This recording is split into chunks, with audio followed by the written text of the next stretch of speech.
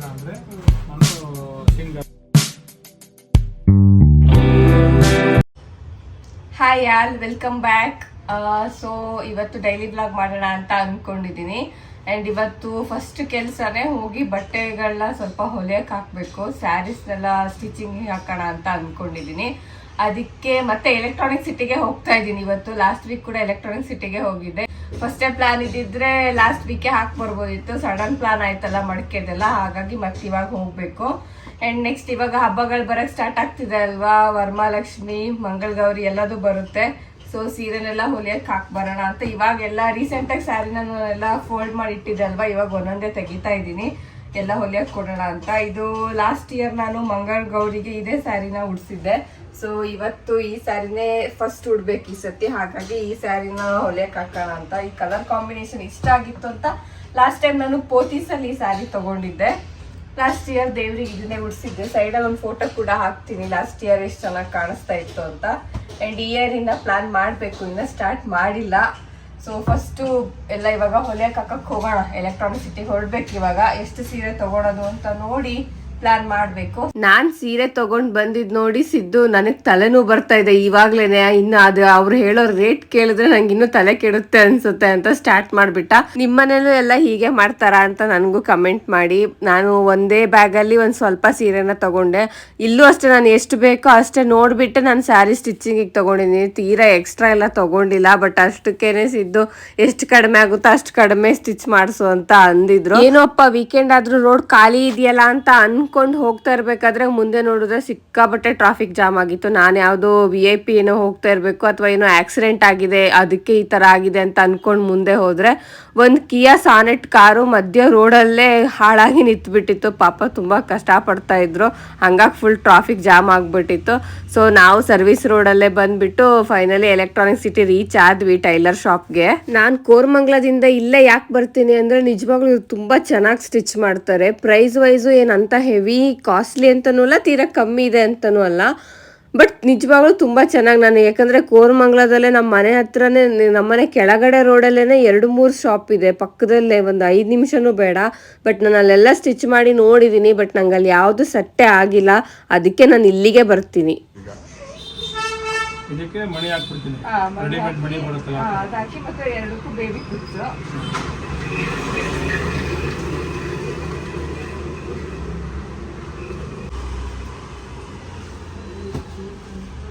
ಹಂಗೆ ಮಾಡೋದು. ಹಂಗೆ ಮಾಡಿ ಇದಕ್ಕೊಂದು ಕುಚ್ಚು ಬೇಕಾ, ಇದಕ್ಕೂ ಬೇಕಾ ನೋಡಿ, ನಿಮ್ಮ ಇಷ್ಟ. ಇದಕ್ಕೆ ಹಾಕಿ ಕುಚ್ಚು ಹಾಕಿದ್ದು, ಇದಕ್ಕೊಂದು ಕುಚ್ಚಿರಲಿ. ಇದಕ್ಕೆ ಮಣಿ ಬೇಡ ಅಂದರೆ ನಾನು ಸಿಂಗಲ್, ಡಬಲ್, ಟ್ರಿಪಲ್ ಆ ಥರ ಮಾಡ್ಕೊಡ್ತೀನಿ.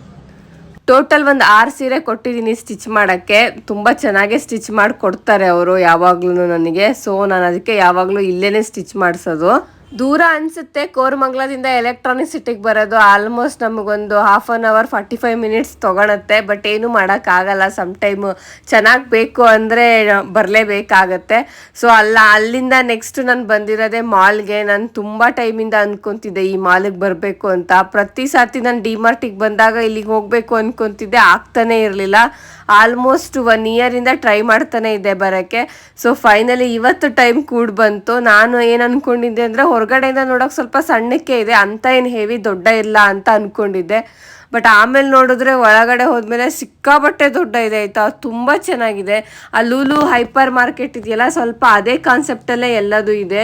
ಬೌಲಿಂಗು ಇತ್ತು ಆ್ಯಂಡ್ ಗೇಮ್ಗೂ ಅಷ್ಟೇ, ಒಂದು ಫ್ಲೋರಲ್ಲಿ ಸ್ವಲ್ಪ ಫುಲ್ಲು ಗೇಮೇ ಇತ್ತು. ತುಂಬ ಚೆನ್ನಾಗಿ ಅನಿಸ್ತು ನನಗೆ ಮಾತ್ರ ಮಾಲ್ ನೋಡಿ. ಎಲ್ಲ ವೀಕೆಂಡ್ಸ್ ಅಲ್ವಾ, ಎಲ್ಲರೂ ಮಕ್ಳನ್ನ ಕರ್ಕೊಂಡು ಬಂದುಬಿಟ್ಟಿದ್ರು, ಪೇರೆಂಟ್ಸೇ ಇದ್ದರು ಗೇಮ್ ಇದರಲ್ಲಿ. ಎಲ್ಲ ಚಿಕ್ಕ ಚಿಕ್ಕ ಮಕ್ಳು ಆಯಿತಾ, ಒಬ್ರಿಗಿಂತ ಒಬ್ರು ತುಂಬ ಚೆನ್ನಾಗಿ ಆಟ ಆಡಿಸ್ತಾ ಇದ್ರು. ಮಕ್ಕಳು ಅಷ್ಟೇ ತುಂಬ ಖುಷಿಲಿ ಎಂಜಾಯ್ ಮಾಡ್ತಾಯಿದ್ರು. ನಾನು ಅದನ್ನೆಲ್ಲ ನೋಡ್ತಾ ಇದ್ದೆ. ಆ್ಯಂಡ್ ಸ್ಕೇರಿ ಹೌಸ್ ಕೂಡ ಚೆನ್ನಾಗಿ ಮಾಡಿದ್ರು. ಬಟ್ ನಾನು ಫಸ್ಟ್ ಟೈಮ್ ಭಯಾನಕ ಮನೆ ಅಂತ ಕನ್ನಡದಲ್ಲಿ ನೇಮ್ ಹಾಕಿರೋದನ್ನ ನಾನು ಇಲ್ಲಿ ನೋಡಿರೋದು, ಬೇರೆ ಕಡೆ ಯಾವ ಮಾಲಲ್ಲೂ ನಾನು ನೋಡಿರಲಿಲ್ಲ.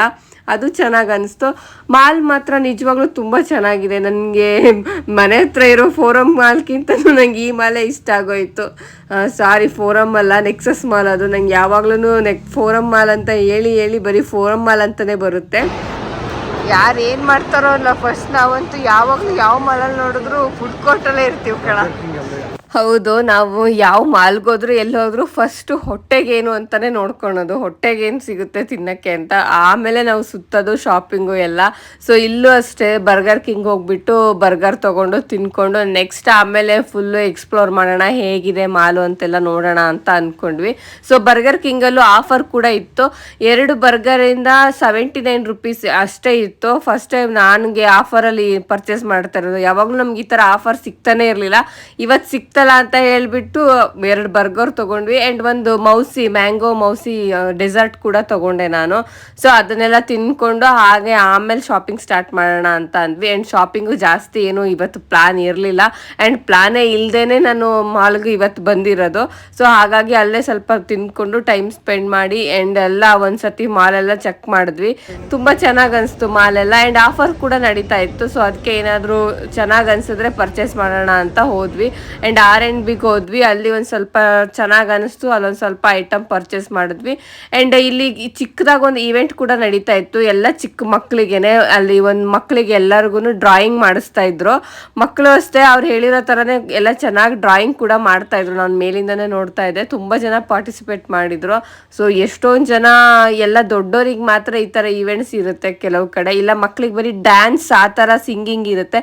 ಬಟ್ ಇವ್ರೇನೋ ಈ ಸತಿ ಡಿಫ್ರೆಂಟಾಗಿ ಸ್ವಲ್ಪ ಡ್ರಾಯಿಂಗ್ ಎಲ್ಲ ಮಾಡಿಸಿದ್ರು, ತುಂಬ ಚೆನ್ನಾಗಿ ಅನ್ನಿಸ್ತು. ಅದನ್ನು ಒಂದು ಸ್ವಲ್ಪ ಎಲ್ಲ ನೋಡಿಕೊಂಡು ಆ್ಯಂಡ್ ಮತ್ತು ಹಾಗೆ ಸ್ಟಾರ್ಟ್ ಮಾಡಿದ್ವಿ. 1-2-3 ರೌಂಡ್ ಹಾಕಿದ್ವಿ. ಆಲ್ರೆಡಿ ಅಷ್ಟು ಟೈಮ್ ಸ್ಪೆಂಡ್ ಮಾಡಬೇಕಾದ್ರೇ ನಮಗೆ 2-3 ಅವರ್ಸ್ ಅಲ್ಲೇ ಆಗೋಗ್ಬಿಟ್ಟಿತ್ತು. ಆ್ಯಂಡ್ ಅಲ್ಲಿ ಸ್ಕೆಚಸ್ ಕೂಡ ಮಾಡಿಸ್ತಾ ಇದ್ರು. ನಾವು ಮಾಡಿಸೋಣ ಅಂತ ಅಂದ್ಕೊಂಡ್ವಿ, ಬಟ್ ಆಮೇಲೆ ನೋಡಿದ್ರೆ ಅದು ತುಂಬ ಟೈಮ್ ತೊಗೊಳ್ತಾ ಇತ್ತು, ಅದಕ್ಕೆ ಬೇಡ ಅಂತ ಹೇಳಿ ಗ್ರೌಂಡ್ ಫ್ಲೋರಿಗೆ ಬಂದ್ವಿ. ಗ್ರೌಂಡ್ ಫ್ಲೋರಲ್ಲಿ ಲೂಲು ಡೈಲಿ ಅಂತ ಓಪನ್ ಮಾಡಿದ್ದಾರೆ. ಇದು ಲೂಲು ಹೈಪರ್ ಮಾರ್ಕೆಟ್ ಇದೆಯಲ್ಲ, ಅವ್ರದ್ದೇ ಒಂದು ಔಟ್ಲೆಟ್ಟು, ಅದನ್ನ ಇಲ್ಲಿ ಕೂಡ ಮಾಡಿದ್ದಾರೆ. ಆ್ಯಂಡ್ ಇದ್ರ ಒಳಗಡೆ ಹೋದರೆ ನಿಮಗೆ ಮನೆಗೆ ಬೇಕಾಗಿರೋದು ಈವನ್ ಫುಡ್ಡು ಎಲ್ಲ ಐಟಮು ನಿಮ್ಗೆ ಒಂದೇ ಕಡೆನೇ ಸಿಕ್ಬಿಡುತ್ತೆ. ತುಂಬ ಚೆನ್ನಾಗಿದೆ ಆ್ಯಂಡ್ ಆಫರ್ ಕೂಡ ನಡೀತಾ ಇದೆ. ಯಾರಾದರೂ ಪರ್ಚೇಸ್ ಮಾಡಬೇಕು ಏನಾದರೂ ಅಂತ ಇದ್ರೆ ಈ ಟೈಮಲ್ಲಿ ಪರ್ಚೇಸ್ ಮಾಡೋದು ಬೆಸ್ಟ್ ಅನ್ಸುತ್ತೆ. ಬಿಕಾಸ್ ಎಲ್ಲ ಪ್ರಾಡಕ್ಟ್ಗಳ ಮೇಲೆ 40-80% ಆಫರ್ ನಡೀತಾ ಇದೆ. ಆ್ಯಂಡ್ ನಿಮ್ಗೆ ಇಲ್ಲಿ ಮನೆಗೆ ಬೇಕಾಗಿರೋ ಐಟಮ್ ಜೊತೆಗೆ ಫುಡ್ ಐಟಮ್ಸು, ಬೇಕ್ರಿ ಐಟಮ್ಸು, ರೆಡಿ ಮಿಕ್ಸ್ ಎಲ್ಲದೂ ನಿಮ್ಗೆ ಒಂದೇ ಕಡೆನೇ ಸಿಗುತ್ತೆ. ಇಲ್ಲಿ ನಿಮಗೆ ಫ್ರೂಟ್ಸು ಅವರೇ ರೆಡಿ ಮಾಡಿರೋಂತಹ ಸಾಲ್ಟ್ ಆ್ಯಂಡ್ ಪೆಪ್ಪರ್ ಆ ಥರದ್ದನ್ನು ಹಾಕಿ ಮಾಡಿರೋಂಥ ಫ್ರೂಟ್ಸು ಸಿಗುತ್ತೆ. ಆ್ಯಂಡ್ ಬೇಕ್ರಿ ಐಟಮ್ಸಲ್ಲೂ ಅಷ್ಟೇ ನಿಮ್ಗೆ ಎಲ್ಲ ಥರ ಕೇಕ್ಗಳು ನಿಮ್ಗೆ ಒಂದೇ ಕಡೆ ಸಿಗುತ್ತೆ. ಆ್ಯಂಡ್ ಡೋನಟ್ಸು, ರೆಡಿ ಮಿಕ್ಸ್ ಕೇಕ್ಗಳ ಜೊತೆಗೆ ನಿಮಗೆ ರೆಡಿ ಮಿಕ್ಸ್ ರೊಟ್ಟಿ ಆ್ಯಂಡ್ ಮನೆಗೆ ಬೇಕಾಗಿರೋಂಥ ಎಲ್ಲ ಐಟಮ್ಗಳ ಮೇಲೆ ಆಫರ್ ಕೂಡ ಇರೋದ್ರಿಂದ ಜನ ಕೂಡ ತುಂಬ ಇದ್ದರು. ಆ್ಯಂಡ್ ನಾನು ಟ್ರೈ ಮಾಡಿರೋದು ಕುನಾಫಾ. ತುಂಬ ದಿನದಿಂದ ಅನ್ಕೊತಾ ಇದ್ದೆ ಕುನಾಫಾ ನಾನೇ ಮನೇಲಿ ಮಾಡಬೇಕು ಅಂತ. ಬಟ್ ನನಗಲ್ಲಿ 100 ಗ್ರಾಮ್ಗೆ 100 ರೂಪೀಸ್ ಅಂತ ಸೇಲ್ಗೆನೆ ಇಟ್ಟಿದ್ರು. ಸೊ ಅದನ್ನೇ ಟ್ರೈ ಮಾಡೋಣ ಅಂತ ಹೇಳ್ಬಿಟ್ಟು ನಾನು 100 ಗ್ರಾಮ್ ಕುನಾಫಾ ತೊಗೊಂಡೆ. ಸೊ ಟೇಸ್ಟ್ ಹೇಗಿದೆ ಅಂತ ಚೆಕ್ ಮಾಡೋಣ ಅಂತ, ಇಷ್ಟ ಆಯಿತು ಅಂದರೆ ನೆಕ್ಸ್ಟ್ ಮನೇಲಿ ಮಾಡೋಣ ಅಂತ ಅಂದ್ಕೊಂಡೆ. ಆ್ಯಂಡ್ ನಿಮಗೆ ಫ್ರೂಟ್ಸ್ ಜೊತೆಗೆ ಇಲ್ಲಿ ಬಟ್ಟೆಗಳು ಕೂಡ ಸಿಗುತ್ತೆ, ಅದಕ್ಕೂ ಕೂಡ ಆಫರ್ ಇಟ್ಟಿದ್ರು. ಆ್ಯಂಡ್ ನಿಮ್ಗೆ ಇಲ್ಲಿ ಎಲ್ಲ ಥರ ಒಂದೇ ಕಡೆ ಸಿಗೋದ್ರಿಂದ ರಶ್ ತುಂಬ ಚೆನ್ನಾಗಿರುತ್ತೆ. ಮಾತ್ರ ಯಾರಾದರೂ ಬರಬೇಕು ಅಂತಿದ್ರೆ ಆಲ್ಮೋಸ್ಟ್ ವೀಕ್ ಡೇಸಲ್ಲಿ ಬರೋಕ್ಕೆ ಟ್ರೈ ಮಾಡಬೇಕು. ನಾವು ಒಂದು ಸ್ವಲ್ಪ ಎಲ್ಲ ಐಟಮ್ಗಳನ್ನ ಶಾಪ್ ಮಾಡಿದ್ವಿ ಇಲ್ಲಿ. ಆ್ಯಂಡ್ ನಾನು ಆಲ್ರೆಡಿ ಕುನಾಫಾ ತೊಗೊಂಡಿದ್ದೆ ಅಲ್ವಾ, ಅದು ಕೂಡ ತಣ್ಣಗಾಗ್ತಾ ಇತ್ತು. ಸೊ ಅದಕ್ಕೆ ಅದನ್ನು ಅಲ್ಲೇ ತಿನ್ಕೊಂಡೇ ಬರೋಣ ಅಂತ ಹೇಳ್ಬಿಟ್ಟು ಕುನಾಫಾನು ಅಲ್ಲೇ ತಿನ್ಕೊಂಡು ಔಟ್ಸೈಡ್ ಬಂದೆ. ಕುನಾಫಾ ತುಂಬ ಚೆನ್ನಾಗಿತ್ತು, ಯಾರಾದರೂ ಟ್ರೈ ಮಾಡಬೇಕು ಅಂತ ಇದ್ರೆ ಟ್ರೈ ಮಾಡ್ಬೋದು. ನನಗೆ ಟೇಸ್ಟ್ ತುಂಬ ಚೆನ್ನಾಗಿ ಅನಿಸ್ತು, ಒಂದು ಸ್ವಲ್ಪ ಕ್ರೀಮಿಯಾಗಿ, ಟೆಕ್ಸ್ಚರ್ ತುಂಬ ಚೆನ್ನಾಗಿತ್ತು. ಸೊ ಎಲ್ಲ ಮುಗಿಸ್ಕೊಂಡು ಔಟ್ಸೈಡ್ ಬರಬೇಕಾದ್ರೇ 9 o'clock ಆಗಿತ್ತು. ಈವ್ನಿಂಗ್ ಬಂದಿರೋದು ನಾವು ಎಲೆಕ್ಟ್ರಾನಿಕ್ ಸಿಟಿಗೆ. ಮಾಲ್ಗೆ ಹೋದ್ಮೇಲೆ ಗೊತ್ತಲ್ವಾ ಟೈಮ್ ಹೋಗಿದ್ದೆ ಗೊತ್ತಾಗಲ್ಲ. ಸೊ ಹಾಗಾಗಿ ಅಲ್ಲಿಂದ ಹೊರಡೋಣ, ಮತ್ತೆ ಲೇಟ್ ಆಗಿಬಿಡುತ್ತೆ ಅಂತ ಹೇಳ್ಬಿಟ್ಟು ಹೊರಟ್ವಿ. 9:30 ಆಗಿತ್ತು ಮನೆ ರೀಚ್ ಆಗಬೇಕಾದ್ರೆ. ಆ್ಯಂಡ್ ಇದು ನೆಕ್ಸ್ಟ್ ಡೇ, ನಿನ್ನೆ ಬರಬೇಕಾದ್ರೆ ಲೂಲು ಮಾಲಲ್ಲೇ ಸ್ವಲ್ಪ ಐಟಮ್ಗಳನ್ನೆಲ್ಲ ಪರ್ಚೇಸ್ ಮಾಡಿದ್ದೆ ಅಲ್ವಾ. ಸೊ ಅದರಲ್ಲೇ ಸ್ವಲ್ಪ ಗ್ರೋಸರಿ ಐಟಮ್ಸ್ನು ನಾನೆಲ್ಲ ಪರ್ಚೇಸ್ ಮಾಡಿದ್ದೆ. ಸೊ ಅದೇ ಐಟಮ್ಗಳನ್ನೆಲ್ಲ ಯೂಸ್ ಮಾಡಿಕೊಂಡು ಏನಾದರೂ ಸ್ವಲ್ಪ ಸ್ವೀಟ್ ಏನಾದರೂ ಮಾಡೋಣ ಅಂತ ಹೇಳಿಬಿಟ್ಟು ಚೀಸ್ ಕೇಕ್ ಮಾಡಿದ್ದೆ ನಾನು. ಚೀಸ್ ಕೇಕಿಗೆ ಬೇಕಾಗಿರೋ ಐಟಮ್ಸು ನಿಮಗೆ ಕರ್ಡು, ಯಾವುದಾದ್ರೂ ಮೊಸರು ತೊಗೊಳ್ಬೋದು. ನಾನಿಲ್ಲಿ ಐಡಿ ಅವ್ರದ್ದು ಕರ್ಡ್ ತೊಗೊಂಡಿದ್ದೀನಿ, ತಿಕ್ ಕರ್ಡು. ಆ್ಯಂಡ್ ಮಿಲ್ಕಿ ಮಿಸ್ಟ್ ಅವ್ರದ್ದು ಪನ್ನೀರ್ ತೊಗೊಂಡಿದ್ದೀನಿ. ಇದು ನಾನು ಲೋ ಫ್ಯಾಟ್ ಪನ್ನೀರ್ ಇವತ್ತು ತೊಗೊಂಡಿರೋದು. ನೀವು ಯಾವ ಪನ್ನೀರ್ ಬೇಕಾದರೂ ತೊಗೊಂಡು ಯೂಸ್ ಮಾಡ್ಬೋದು. ಸ್ವಲ್ಪ ಫ್ಯಾಟ್ ಕಡಿಮೆ ಇರೋ ಪನ್ನೀರ್ ಆದರೆ ಸ್ವಲ್ಪ ಆರೋಗ್ಯಕ್ಕೂ ಒಳ್ಳೇದಲ್ವಾ ಅಂತ ಹೇಳ್ಬಿಟ್ಟು ಲೋ ಫ್ಯಾಟ್ ಪನ್ನೀರ್ ತೊಗೊಂಡಿದ್ದೀನಿ. ಆ್ಯಂಡ್ ಸ್ವಲ್ಪ ಬಿಸ್ಕೆಟ್ ಬೇಕು, ನೀವು ಕ್ರೀಮ್ ಬಿಸ್ಕೆಟ್ ಯೂಸ್ ಮಾಡಬಾರ್ದು, ಅದು ಬಿಟ್ಟು ಯಾವ ಬಿಸ್ಕೆಟ್ ಆದರೂ ಯೂಸ್ ಮಾಡ್ಬೋದು. ನಾನು ಇವತ್ತಿಲ್ಲಿ ಮಾರಿ ಬಿಸ್ಕೆಟ್ನ ಯೂಸ್ ಮಾಡಿದ್ದೀನಿ. ಆ್ಯಂಡ್ ಒಂದು ಸ್ವಲ್ಪ ತುಪ್ಪನಾದರೂ ಆಗುತ್ತೆ ಅಥವಾ ಬೆಣ್ಣೆನಾದರೂ ಆಗುತ್ತೆ, ಬಟ್ ಬೆಣ್ಣೆ ಇದ್ದರೆ ತುಂಬ ಒಳ್ಳೆಯದು. ಆ್ಯಂಡ್ ಕೋಕೋ ಪೌಡರ್, ಇಷ್ಟೇ ಐಟಮ್ನ ಯೂಸ್ ಮಾಡಿಬಿಟ್ಟು ಹೆಲ್ದಿ ಆಗಿರೋಂತಹ ಒಂದು ಚೀಸ್ ಕೇಕ್ ಮನೇಲೆ ಮಾಡ್ಕೊಂಡು ತಿಂದರೆ ಚೆನ್ನಾಗಿರುತ್ತೆ ಅಲ್ವಾ. ಹೊರಗಡೆಯಿಂದ ತಂದು ತಿಂದರೆ ಅದರಲ್ಲಿರೋ ಕ್ಯಾಲೋರೀಸ್ನ ಕೌಂಟ್ ಮಾಡೋದು ತುಂಬ ಕಷ್ಟ ಆಗಿಬಿಡುತ್ತೆ. ಸೊ ಅದಕ್ಕೆ ನಾನೇ ಇವತ್ತು ಮನೇಲಿ ಮಾಡೋಣ. ಆ್ಯಂಡ್ ಸಂಡೇ ಬೇರೆ ಅಲ್ವಾ, ಮನೇಲೆ ಏನಾದರೂ ಮಾಡ್ಕೊಂಡು ತಿನ್ನೋಕ್ಕೆ ಚೆನ್ನಾಗಿರುತ್ತೆ ಆ್ಯಂಡ್ ಟೈಮ್ ಕೂಡ ಸ್ಪೆಂಡ್ ಮಾಡ್ಬೋದು ಅಂದ್ಕೊಂಡು ನಾನೇ ಮಾಡಿದ್ದು. ನಾನಿಲ್ಲಿ ಒಂದು 7-8 ಮಾರಿ ಬಿಸ್ಕೆಟ್ನ ಚೆನ್ನಾಗಿ ಚಿಕ್ಕ ಚಿಕ್ಕದಾಗಿ ಪೀಸ್ ಮಾಡಿಕೊಂಡು ಮಿಕ್ಸಿಗೆ ಹಾಕ್ಕೊಂಡು ಫೈನ್ ಪೌಡರ್ ಮಾಡ್ಕೊಂಡಿದ್ದೀನಿ. ಯಾಕಂದರೆ ಇದೇ ಬೇಸು ನಿಮಗೆ ಈ ಕೇಕಲ್ಲಿ. ಸೊ ಬೇಸ್ ಯಾವತ್ತೂ ತುಂಬ ಚೆನ್ನಾಗಿರ್ಬೇಕಲ್ವಾ, ಅದಕ್ಕೆ ತುಂಬ ಚಿಕ್ಕದಾಗಿರಬೇಕು ಪೌಡರು ಅಂತ ಹೇಳಿಬಿಟ್ಟು ನೀಟಾಗಿ ನಾನು ಪೌಡರ್ ಮಾಡ್ಕೊಂಡಿದ್ದೀನಿ. ನೆಕ್ಸ್ಟ್ ಇದನ್ನು ಇವಾಗ ಒಂದು ಪಾತ್ರೆಗೆ ಅದಕ್ಕಾದ್ರೂ ಟ್ರಾನ್ಸ್ಫರ್ ಮಾಡ್ಕೊಬೇಕು. ನೀವು ಯಾವ ಬೌಲು ಅಥವಾ ಪಾತ್ರೆ ಯಾವುದಾದ್ರೂ ಒಂದು ಹಾಟ್ ಬಾಕ್ಸ್ ಏನಾದರೂ ಯೂಸ್ ಮಾಡ್ಬೋದು. ಬಟ್ ಅದು ನಾನು ಸ್ಟೀಲಿಂದೆಲ್ಲ ಯೂಸ್ ಮಾಡಿದ್ರೆ ಟ್ರಾನ್ಸ್ಪರೆಂಟ್ ಆಗಷ್ಟು ಕಾಣಲ್ಲ ಅಂತ ಹೇಳಿಬಿಟ್ಟು ನಾನಿಲ್ಲಿ ಗ್ಲಾಸ್ದು ಒಂದು ಬೌಲ್ ಯೂಸ್ ಮಾಡಿದ್ದೀನಿ. ಸೊ ಗ್ಲಾಸ್ ಬೌಲ್ಗೆ ನೆಕ್ಸ್ಟ್ ನಾನು ಇವಾಗ ತೊಗೊಂಡಿದ್ನಲ್ಲ ಬೆಣ್ಣೆ, ಅದನ್ನು ಸ್ವಲ್ಪ ಕರಗಿಸ್ಬಿಟ್ಟು ಆ್ಯಡ್ ಮಾಡಬೇಕು. ಅದಕ್ಕೆ ಬೆಣ್ಣೆ ಕೂಡ ಗಟ್ಟಿ ಇರೋದ್ರಿಂದ ನಾನಿಲ್ಲಿ ಕಾಯಿಸ್ಕೊತಾ ಇದ್ದೀನಿ. ಕಾಯಿಸ್ಕೊಂಡು ಇವಾಗ ನಾವು ರೆಡಿ ಮಾಡ್ಕೊಂಡಿರೋಂತಹ ಬಿಸ್ಕೆಟ್ ಪೌಡರ್ಗೆ ಇದೇ ಬೆಣ್ಣೆನ ಹಾಕ್ಬಿಟ್ಟು ಕೇಕ್ ಬೇಸ್ನ ಪ್ರಾಪರ್ ಆಗಿ ರೆಡಿ ಮಾಡ್ಕೊಬೇಕು. ಸೊ ನಾನಿಲ್ಲಿ ಬೆಣ್ಣೆ ಮತ್ತೆ ಬಿಸ್ಕೆಟ್ ಪೌಡರ್ನ ಎರಡನ್ನೂ ಚೆನ್ನಾಗಿ ಮಿಕ್ಸ್ ಮಾಡಿ ಒಂದು ಸ್ವಲ್ಪ ಎಲ್ಲ ಮಿಕ್ಸ್ ಆದಮೇಲೆ ನೀಟಾಗಿ ಅದನ್ನು ತಳದಲ್ಲೇ ನಾನು ಬೇಸ್ ಅಂತ ಹೇಳಿದ್ಮಲ್ಲ, ಸೊ ಅದನ್ನು ರೆಡಿ ಮಾಡ್ಕೊಳಕ್ಕೆ ಚೆನ್ನಾಗಿ ಸ್ವಲ್ಪ ಸ್ಪ್ರೆಡ್ ಮಾಡಿಬಿಟ್ಟು ಒಂದು ಸ್ಪೂನಿಂದನೇ ನಾನು ಅದನ್ನು ನೀಟಾಗಿ ತಟ್ತಾ ಇದ್ದೀನಿ. ಇದನ್ನ ಬೇಕಾದರೆ ನೀವು ಒಂದು 5 to 10 ಮಿನಿಟ್ಸ್ ಫ್ರಿಜ್ಜಲ್ಲಿ ಕೂಡ ಇಡಬಹುದು. ನಾನೊಂದು 5 ಮಿನಿಟ್ಸು ಫ್ರಿಜ್ಜಲ್ಲಿ ಇಟ್ಬಿಟ್ಟು ನೆಕ್ಸ್ಟ್ ನಾನು ಪನ್ನೀರ್ ತೊಗೊಂಡಿದ್ದೆ ಅಲ್ವಾ, ಅದರಲ್ಲಿ ಫುಲ್ ಪನ್ನೀರ್ನ ನಾನು ಯೂಸ್ ಮಾಡಿಲ್ಲ, ಸ್ವಲ್ಪ ಪನ್ನೀರ್ನ ಮಾತ್ರ ಯೂಸ್ ಮಾಡ್ತಾ ಇದ್ದೀನಿ. ಇನ್ನೊಂದು ಸ್ವಲ್ಪ ನೆಕ್ಸ್ಟ್ ಯಾವುದಾದ್ರೂ ಕುಕ್ಕಿಂಗ್ ಮಾಡಬೇಕಾದ್ರೆ ಅದಕ್ಕೆ ಆ್ಯಡ್ ಮಾಡೋಣ ಇವತ್ತೇ ಅಂತ ಹೇಳ್ಬಿಟ್ಟು ಅರ್ಧ ಪನ್ನೀರ್ ತೊಗೊಂಡಿದ್ದೀನಿ ಅಷ್ಟೇ. ಅದನ್ನು ಮತ್ತೆ ಇವಾಗ ನೆಕ್ಸ್ಟ್ ನಾನು ಯಾವ ಮಿಕ್ಸಿ ಮಾಡ್ಕೊಂಡಿದ್ನಲ್ಲ ಜಾರು, ಅದೇ ಜಾರ್ಗೆ ಮತ್ತೆ ಆ್ಯಡ್ ಮಾಡಿಬಿಟ್ಟು ಇದಕ್ಕೆ ಇವಾಗ ಮೊಸರು ಹಾಕಬೇಕು. ನಾನಿಲ್ಲಿ ಒಂದು 2-3 ಸ್ಪೂನಷ್ಟು ಮೊಸರು ತೊಗೊತಾ ಇದ್ದೀನಿ.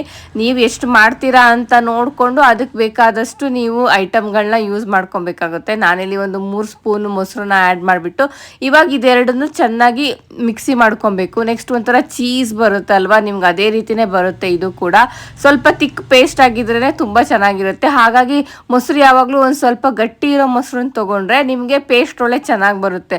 ಎಲ್ಲಾದರೂ ನೀರಿತ್ತು ಅಂದರೆ ಮೊಸರು ಅಥವಾ ತುಂಬ ಏನಾದರೂ ಆಲ್ರೆಡಿ ಹೊರಗಡೆ ಇಟ್ಬಿಟ್ಟು ನೀರಾಗಿದ್ದರೆ ಪೇಸ್ಟ್ ಕೂಡ ಸ್ವಲ್ಪ ನೀರಾಗಿ ಬರುತ್ತೆ. ನೀರಾಗಿ ಬರಬಾರ್ದು, ಇದು ಗಟ್ಟಿನೇ ಬರಬೇಕು. ಹಾಗಾಗಿ ಮೊಸರನ್ನೆಲ್ಲ ಸ್ವಲ್ಪ ಫ್ರಿಜ್ಜಲ್ಲೇ ಇಟ್ಬಿಟ್ಟು ಅದೇ ಮೊಸರನ್ನ ಯೂಸ್ ಮಾಡಿ. ನೆಕ್ಸ್ಟ್ ಇವಾಗ ಅದು ರೆಡಿ ಆಗಿಬಿಟ್ಟಿದೆ ನೋಡಿ ಪೇಸ್ಟು. ಇದನ್ನು ನೀಟಾಗಿ ನೆಕ್ಸ್ಟ್ ಒಂದು ನೆಕ್ಸ್ಟ್ ಲೇಯರ್ ಥರ ಆ್ಯಡ್ ಮಾಡ್ತಾ ಇದ್ದೀನಿ. ನಾನು ಇದನ್ನು ಫುಲ್ಲು ಇವಾಗ ಆ್ಯಡ್ ಮಾಡಲ್ಲ, ಅದರಲ್ಲಿ ಒಂದು ಸ್ವಲ್ಪ ಆ್ಯಡ್ ಮಾಡಿಬಿಟ್ಟು ಒಂದು ಸ್ವಲ್ಪ ಹಾಗೆ ಇಟ್ಕೊತಾ ಇದ್ದೀನಿ. ನೆಕ್ಸ್ಟ್ ಮತ್ತೆ ಈ ಬೌಲ್ನ ಬೇಕಾದರೆ ಮತ್ತೆ ಒಂದು 5 to 10 ಮಿನಿಟ್ಸು ಫ್ರಿಜ್ಜಲ್ಲಿ ಇಟ್ಟರೆ ಒಂದು ಸ್ವಲ್ಪ ಗಟ್ಟಿ ಆಗೋ ಥರ ಟೆಕ್ಸ್ಚರ್ ಬಂದುಬಿಡುತ್ತೆ. ಸೊ ಅದನ್ನು ನಾನು ಫ್ರಿಜ್ಜಲ್ಲಿ ಇಟ್ಬಿಟ್ಟು ನೆಕ್ಸ್ಟ್ ಉಳಿದಿರೋ ಅಂತಹ ಮಿಕ್ಸಿಗೆ ಇಲ್ಲಿ 1 ಸ್ಪೂನಷ್ಟು ನಾನು ಕೊಕೋ ಪೌಡರ್ನ ಆ್ಯಡ್ ಮಾಡಿಬಿಟ್ಟು ಮತ್ತೆ ಮಿಕ್ಸ್ ಮಾಡ್ಕೊತಾ ಇದ್ದೀನಿ. ನೀವು ಇದನ್ನು ನೀಟಾಗಿ ಕೈಯಲ್ಲೇ ಬೇಕಾದರೂ ಮಿಕ್ಸ್ ಮಾಡ್ಬೋದು ಅಥವಾ ಮತ್ತೆ ಬೇಕಾದರೆ ಮಿಕ್ಸಿಗೆ ಕೂಡ ಹಾಕ್ಬೋದು. ನಾನು ಮಿಕ್ಸಿಗೆ ಹಾಕಿದ್ದೀನಿ ನೋಡಿ. ಇದೊಂಥರ ಇವಾಗ ಒಳ್ಳೆ ಚಾಕ್ಲೇಟ್ ಪೇಸ್ಟ್ ಥರ ಕಾಣಿಸ್ತಾ ಇದೆ. ಇದನ್ನು ಇವಾಗ ನೆಕ್ಸ್ಟ್ ಲೇಯರ್ ಆ್ಯಡ್ ಮಾಡಬೇಕು. ಬಟ್ ಇವಾಗ ಇದನ್ನು ಆ್ಯಡ್ ಮಾಡಬೇಕಾದ್ರೆ ಸ್ವಲ್ಪ ನಿಧಾನಕ್ಕೆ ಆ್ಯಡ್ ಮಾಡಬೇಕು. ಒಂದೇ ಸತಿ ನೀವು ಜೋರಾಗಿ ಹಾಕಿಬಿಟ್ರೆ ಅದು ಅಡಿಗಡೆ ಕೂಡ ಹೋಗೋ ಚಾನ್ಸಸ್ ಇರುತ್ತೆ. ಅದಕ್ಕೆ ಸ್ವಲ್ಪ ಟೈಮ್ ತೊಗೊಂಡು ನಿಧಾನಕ್ಕೆ ಮೇಲ್ಗಡೆ ಒಂದು ಲೇಯರ್ನ ಫುಲ್ ನಾವು ಸ್ಪ್ರೆಡ್ ಮಾಡಬೇಕಾಗುತ್ತೆ. ನಾನು ಅದೇ ರೀತಿ ನೀಟಾಗಿ ಸ್ಪ್ರೆಡ್ ಮಾಡಿದ್ದೀನಿ. ಈ ರೀತಿ ನಿಧಾನ ಸ್ಪ್ರೆಡ್ ಮಾಡೋದ್ರಿಂದ ನೀವು ಸೈಡಿಂದ ಏನಾದರೂ ನೋಡಿದ್ರೆ ನಿಮಗೆ ಒಂದೊಂದೇ ಲೇಯರ್ ಬೇರೆ ಬೇರೆ ಲೇಯರು ನೀಟಾಗಿ ಕಾಣಿಸುತ್ತೆ. ಅದಕ್ಕೋಸ್ಕರ ಸ್ವಲ್ಪ ನಿಧಾನಕ್ಕೆ ಆ್ಯಡ್ ಮಾಡಬೇಕು. ಆ್ಯಂಡ್ ಈ ಟೈಮಲ್ಲಿ ಬೇಕಾದರೆ ನೀವು ಮೇಲ್ಗಡೆ ಗಾರ್ನಿಷಿಗೆ ಏನಾದರೂ ನಟ್ಸು ಸೀಡ್ಸು ಕೂಡ ಯೂಸ್ ಮಾಡಬಹುದು. ನೋಡಿ ಇವಾಗ ಸೈಡಿಂದ ನೋಡ್ತಾ ಇದ್ರೆ ಫಸ್ಟು ಬೇಸು ಪೌಡರ್ ಕಾಣಿಸ್ತಾ ಇದೆ ಬಿಸ್ಕೆಟ್ದು.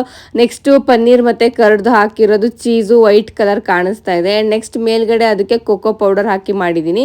ಇವಾಗ ನಾನಿಲ್ಲಿ ಯಾವುದು ನಟ್ಸ್ ಯೂಸ್ ಮಾಡ್ತಾ ಇಲ್ಲ, ಸ್ವಲ್ಪ ಹಾಗೆ ಬಿಸ್ಕೆಟ್ ಪೌಡರ್ ಇತ್ತಲ್ಲ ಅದನ್ನೇ ಮೇಲ್ಗಡೆ ಹೀಗೆ ನಾನು ಸ್ಪ್ರೆಡ್ ಮಾಡ್ತಾ ಇದ್ದೀನಿ ಅಷ್ಟೇ. ಇದು ಆಪ್ಷನಲ್ಲು, ಬೇಕು ಅಂದರೆ ಮಾಡ್ಬೋದು, ಇಲ್ಲ ಹಾಗೆ ಕೂಡ ಇದನ್ನು ಒಂದು 1 hour ಅಥವಾ ಒಂದು 2 hour ಫ್ರಿಜ್ಜಲ್ಲಿ ಇಟ್ಬಿಟ್ರೆ ಸ್ವಲ್ಪ ಇನ್ನು ಟೆಕ್ಸ್ಚರ್ ಎಲ್ಲ ಗಟ್ಟಿಯಾಗಿ ಬರುತ್ತೆ. ಆ್ಯಂಡ್ ಅವಾಗ ಇನ್ನು ತಿನ್ನೋದಕ್ಕೂ ಅಷ್ಟೇ ತುಂಬ ಚೆನ್ನಾಗಿರುತ್ತೆ. ಆ್ಯಂಡ್ ನಾನು ಇದನ್ನು ಫಸ್ಟ್ ಟೈಮ್ ಮಾಡಿರೋದು, ನಾನು ಇದನ್ನು ಬೇರೆ ಕಡೆ ನೋಡಿ ಟ್ರೈ ಮಾಡಿರೋದು. ಹೇಗೆ ಬರುತ್ತೆ ಏನು ಅಂತ ನನಗೂ ಡೌಟ್ ಇತ್ತು. ಬಟ್ ಒಂದು ಟ್ರೈ ಮಾಡೋಣ, ಚೆನ್ನಾಗಿದ್ರೆ ನಿಮ್ಮ ಜೊತೆಗೂ ಎಲ್ಲ ಶೇರ್ ಮಾಡ್ಕೊಳ್ಬಹುದು ಅಂತ ನಾನು ಈ ವಿಡಿಯೋ ಮಾಡಿರೋದು. ಇದನ್ನು ನಾನು ನೆಕ್ಸ್ಟ್ ಒಂದು 2 hour ಫ್ರಿಜ್ಜಲ್ಲಿ ಇಟ್ಟಿದ್ದೆ. ಸೊ ಫ್ರಿಜ್ಜಲ್ಲಿ ಇಟ್ಬಿಟ್ಟು ನೆಕ್ಸ್ಟ್ ಆವಾಗ ನಾನು ಫ್ರಿಜ್ಜಿಂದ ತೆಗೆದಾಗ ಟೆಕ್ಸ್ಚರ್ ಕೂಡ ಸ್ವಲ್ಪ ಗಟ್ಟಿಯಾಗಿತ್ತು ಆ್ಯಂಡ್ ಟೇಸ್ಟ್ ಕೂಡ ತುಂಬ ಚೆನ್ನಾಗಿತ್ತು. ಆ್ಯಂಡ್ ಚೆನ್ನಾಗಿತ್ತು ಅಂದ ತಕ್ಷಣ ಪ್ರತಿ ಸಾತಿ ಮಾಡ್ಕೊಂಡು ತಿನ್ಬೋದು, ಅಷ್ಟೊಂದು ಚೆನ್ನಾಗಿತ್ತು ಅಂತಲೂ ನಾನು ಹೇಳಲ್ಲ.